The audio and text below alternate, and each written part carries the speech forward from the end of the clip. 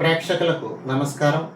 ఈరోజు junior intermediate విద్యార్థులకి పద్య భాగంలో ఉన్నటువంటి లఘు ప్రశ్నల్లో 4వ పాఠమైనటువంటి జనాదరహ అనేటటువంటి పాఠ్య భాగంలో ఉన్న లఘు ప్రశ్నలు చెప్పుకుందామండి.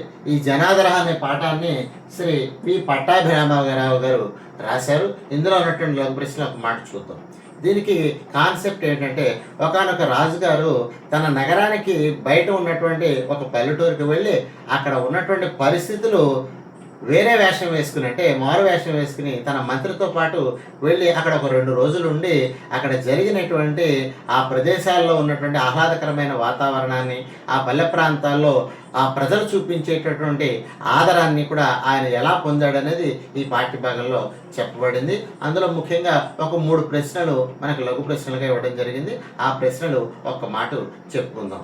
మొదటి ప్రశ్న, నృపః కథం ప్రతస్థే, అంటే రాజుగారు ఏ విధంగా ఆ నగరానికి వెళ్ళారు. ఏ విధంగా వెళ్ళారు అంటే, నృపః నవవేషధారి ప్రతస్థే, ఆయన ఒక కొత్త మారు వేషాన్ని ధరించి ఆ ఊరిలోకి వెళ్ళారు.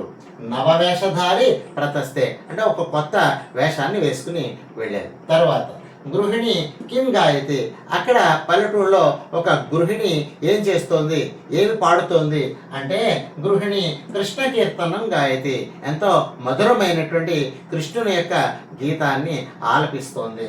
గృహిణి కృష్ణ కీర్తనం గాయతి అని చెప్పుకోవాలి. తర్వాత వృద్ధ కథం వందనం అకరోత్, ఆ వృద్ధురాలు ఒక ఆవిడ ఎలా వందనం చేస్తోంది అంటే, తన ఇంట్లో ఉన్నటువంటి ఒక బాలిక చదివేటటువంటి రామాయణాన్ని వింటూ ఆమె ఏం చేస్తుంది అంటే, వృద్ధ ముకుళితకర వందనం అకరోత్, ముకుళితకర అంటే 2 చేతులు కూడా జోడించి వందనం అకరోత్ అని దీనికి సమాధానంగా చెప్పుకోవాలి.